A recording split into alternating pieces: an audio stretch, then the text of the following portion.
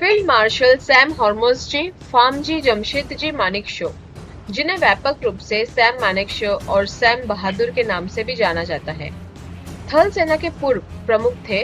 उन्होंने 4 अप्रैल 1914 को जन्म लिया था और 27 जून 2008 को उनके निधन का समय आया। सैम मानेकशॉ ने 1971 के भारत पाकिस्तान युद्ध के दौरान भारतीय सेना के अधिकारी के रूप में बहुत महत्वपूर्ण भूमिका निभाई।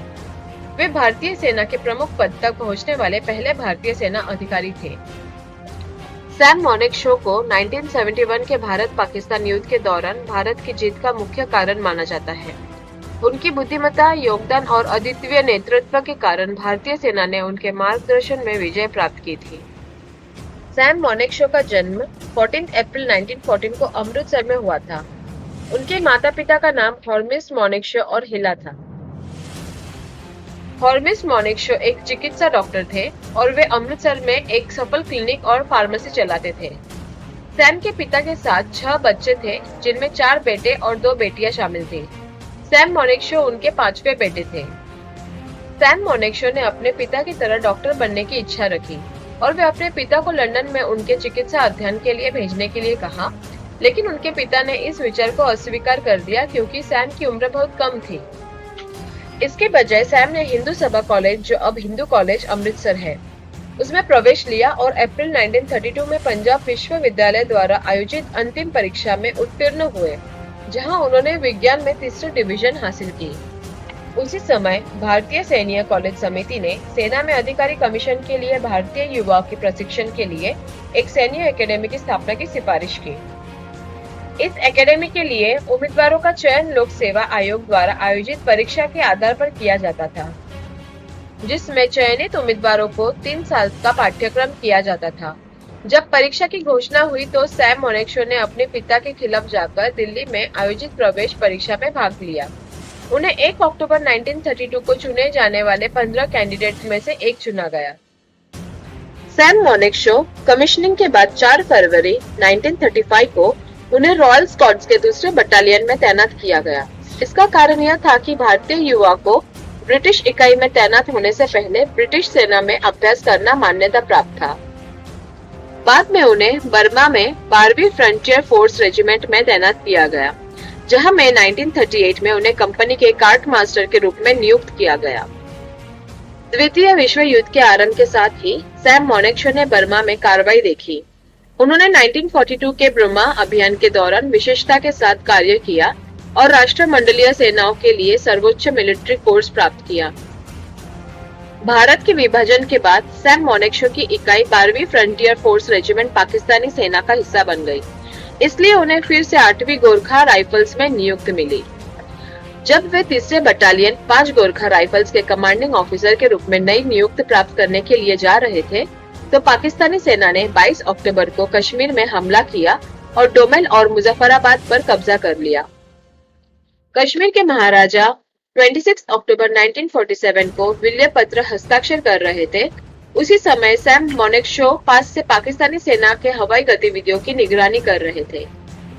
उन्होंने सुझाव दिया कि भारतीय सेना को हवाई मार्ग से कश्मीर भेजा जाए ताकि कब्जा रोका जा सके। 1957 में उन्हें इंपीरियल डिफेंस कॉलेज लंदन में 1 वर्ष के उच्च कमांड पाठ्यक्रम के लिए भेजा गया। उनकी वापसी पर उन्हें 20 दिसंबर 1957 को मेजर जनरल के कार्यवाहक पद के साथ 26वें इन्फेंट्री डिवीजन का जनरल ऑफिसर कमांडिंग GOC नियुक्त किया गया। 1 मार्च 1959 को मानेकशॉ को मुख्य मेजर जनरल के रूप में पदोन्नत किया गया। पूर्वी पाकिस्तान के लिए अधिक स्वायत्तता की मांग को पश्चिमी पाकिस्तानी सरकार ने अस्वीकार कर दिया था, जिसके परिणाम स्वरूप अलगाववादी आंदोलन उभरा। मार्च में पाकिस्तानी सेना ने उस आंदोलन का हिंसादेश देकर जवाब दिया। इस हिंसादेश में हजारों पूर्वी पाकिस्तानी नागरिकों की मौत हो गई और लाखों लोगों को भारत में शरणार्थी बनना पड़ा, जहां शरणार्थी संकट देश की अर्थव्यवस्था पर दबाव डाल सकता था और अपने प्रतिद्वंदित को मात देने का अवसर प्रदान कर सकता था। भारत ने बांग्लादेश के नए राष्ट्र के गठन में सहायता करने का निर्णय लिया। इस प्रकार 1971 में भारत पाकिस्तान युद्ध शुरू होने वाला था। अप्रैल में प्रधानमंत्री इंदिरा गांधी ने सैम मानेकशॉ से पूछा कि क्या भारत सेना इसके लिए तैयार है। उन्होंने जवाब दिया कि अधिकांश बख्तरबंद और पैदल सेना डिवीजनें कहीं और तैनात की गई थी और उन्हें पूर्वी पाकिस्तान की सीमा की ओर पहुंचाने में समय लगेगा। इसके अलावा हिमालय पर्वत के दर्रे अभी तक खुले थे और इससे चीन के संभावित हस्तक्षेप का खतरा था, जिससे भारत के लिए संघर्ष और ज्यादा जटिल हो सकता था।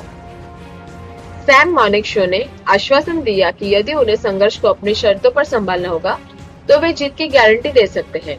प्रधानमंत्री ने इस पर सहमति जताई। सैम मानेकशॉ ने रणनीति तैयार की, जिसमें पूर्वी पाकिस्तान की मुक्ति के लिए लड़ने वाली 75,000 मजबूत गोरिल्ला बल मुक्ति बाहिनी का सहायता किया जाएगा। साथ ही भारतीय सेना की तीनों सेवाओं का उपयोग भी होगा। वास्तविक युद्ध 3 दिसंबर 1971 को शुरू हुआ, जब पाकिस्तानी वायुसेना ने पश्चिमी भारत में भारतीय वायुसेना के ठिकानों पर बमबारी की। सैम मानेकशॉ के नेतृत्व में भारतीय सेना ने संयुक्त अभियान रणनीति अपनाई, जिससे पूर्वी पाकिस्तान में पाकिस्तानी प्रतिरोधकों को प्रवासी ढंग से नष्ट किया गया और अपने पश्चिमी सीमा से किसी भी सहायता को रोक दिया गया।